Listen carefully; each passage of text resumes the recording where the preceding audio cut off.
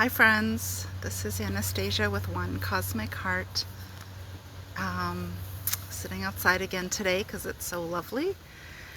And I just wanted to chat with you a little bit about the class that I'm going to be that I am offering on Zoom this Tuesday in the evening. This is for Eastern, it's Eastern Standard Time, so 6:30 to 8:30. This Tuesday, which is June the 30th, and the class is called an intuitive crystal grid making class.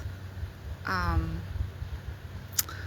funny. I thought I had pulled all the weird things in the background, but I was like, anyway, okay, that's my perfection coming out. So, yeah, I just wanted to talk a little bit about the class. So this is not a class on learning about the properties and qualities of different stones that you may already have or are looking to purchase. So that's not what the class is about, although I am today going to just share. I'm going to show you some stones that I have that I really love working with, and some that I will probably use during the class for when I do my grid. So having said that, this isn't a class on like Crystals 101 or anything like that. I will share some basic tips on working with stones, and also some really basic tips on keeping them clear and clean. So I will go over that a little bit. But this is about you grabbing whatever stones or crystals or even meaningful objects that you want to put in your crystal grid. This is about you picking a word or a phrase or a theme that you want to work on more in your life, and really just playing with stones and seeing how we can use stones to help manifest different things in our world. So since I'm talking about the word manifestation, this is a piece of pyrite. So I'm going to talk a little bit about stones. This is pyrite, also known as fool's gold. It's a little chunk. I've become really interested and a little curious, a little obsessed, I should say, with pyrite, because it is shiny and sparkly, and it does have the quality. It looks a little bit like gold. This is in its rough form. So I have in the past year purchased little pieces like this and some pieces that are a little bigger. I just love working with it, holding it, putting it in grids, you know, like having it on my table or my altars. So this is a stone to help call in abundance, and I know that that is something that a lot of us are actively working on to bring in more, like financial abundance and things like that. This is a really lovely stone to work with. So and it's not expensive. It's called fool's gold for a reason. So if you have some pyrite and are working on abundance, this would be a great stone to work with. If you don't have pyrite, it's okay. I've got some little cheats and hacks for you if the thing you're working on is pyrite. Is abundance. I've got some little hacks for you. So one that I will just share with you now is, if you don't have pyrite, which is inexpensive, but I also understand you may not have time to go to your local crystal shop or even order something on Etsy or Amazon. If you have some gold jewelry, like a necklace or a ring or a bracelet, we can substitute the gold energy with the pyrite energy in our crystal grid. So don't worry about it. And I have another little hack, but I'm going to save that for class. So like I said, I know that people are really always looking to increase their abundance. So pyrite is just one of the stones. But in this class, again, this isn't a class of what stone do you have, what does it work on, where do you put it in your grid. This is really about you working intuitively with the stones and your own heart. So you could grab a stone that has really not much to do with abundance, but when you look at that stone, it brings you the feeling of abundance.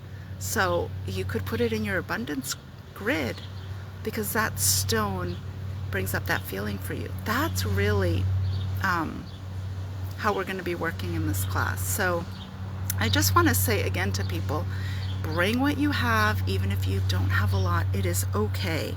So one thing that, you know, a lot of people do have that like crystals is clear quartz.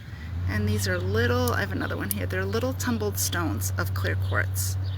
I do have some stones here on the deck that I will flip my camera around to show you in a second. So the clear quartz is great, it amplifies everything. This is a point. This is also clear quartz. Little trouble saying that. So clear quartz.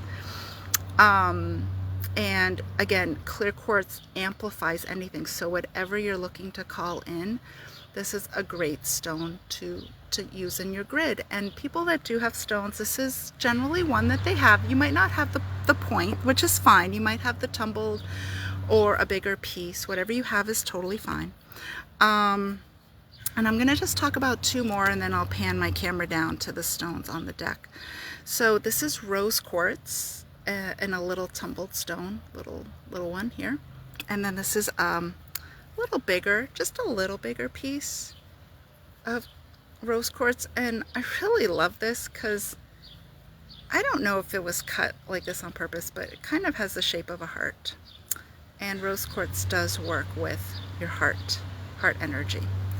So I'm sharing some stones that people that do collect stones usually typically have is clear quartz, which I mentioned earlier, and rose quartz for heart work and bringing in love and working to soften anything holding in the heart like grief or sadness or depression, things like that. Rose quartz is really fabulous for that.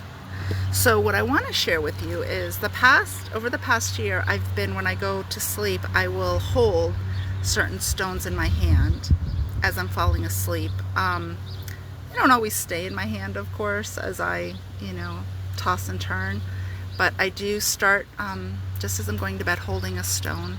And rose quartz has been one that I've been doing for a good solid year, and I definitely feel the softness and the gentleness of that as I go to sleep. But most recently, I wanted to share another really special stone with you.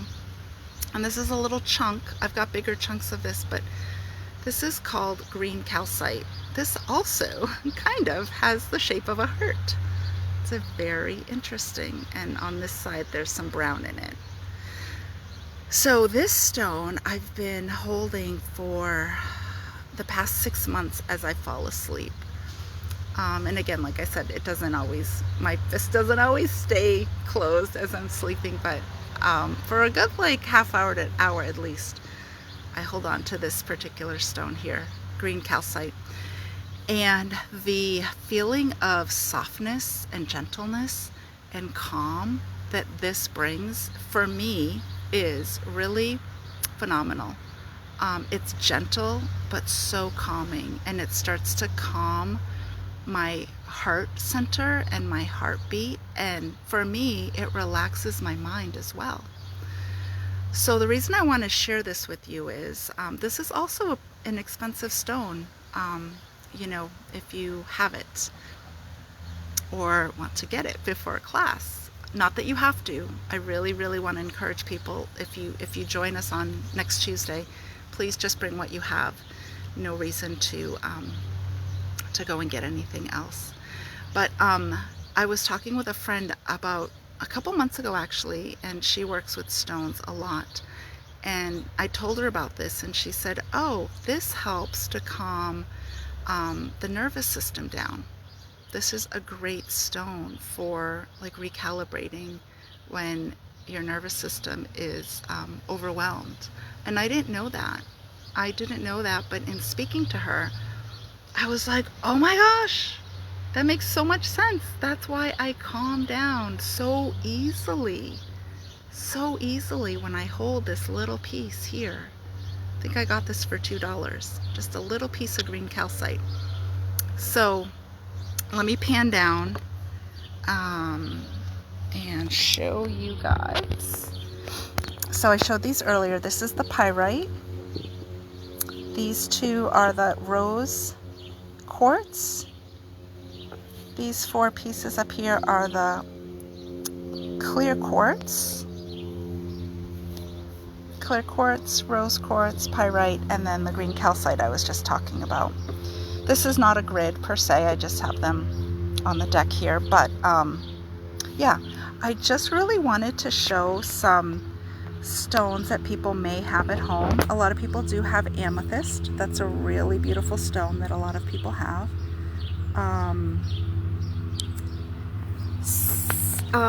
So yeah, if you have any questions about the class that I'm doing, it's a 2-hour class this coming Tuesday on Zoom. It will be recorded. It is about using your intuition. It is about choosing a word or a phrase or something you want to bring more of into your life. So I've put out some examples that are really basic, like love or peace or joy, but there might be something very specific that you're working on. There might be something that you're struggling with. You might want to work on that. There might be something you're wanting to release. That's a beautiful thing also to put in a crystal grid, is something maybe you've been struggling with to release. So you could put that word.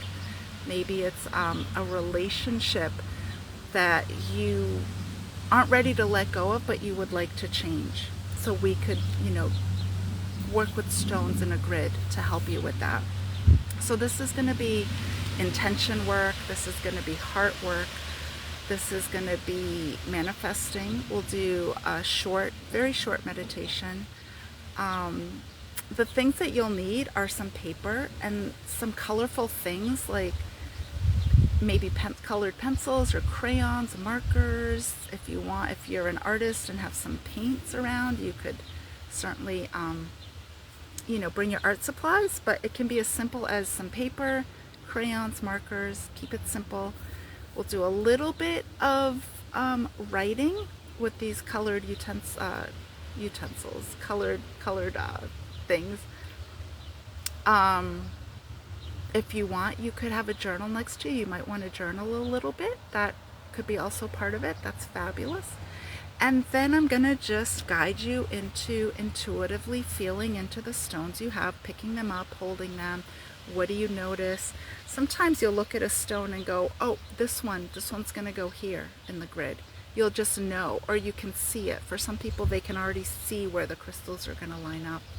Some people are going to really tune in and feel into them, hold them and feel them and see what they get from them. So there is no right or wrong way, in my opinion, to make a crystal grid. There are tons of books out there, so you're welcome if you want to do some more research. Grab them from the library, order them. There is no, for me, right or wrong way. It is your intention and how you work with them. Are there certain techniques? Are there certain shapes and geometric patterns that you can do to amplify things? Absolutely. Absolutely.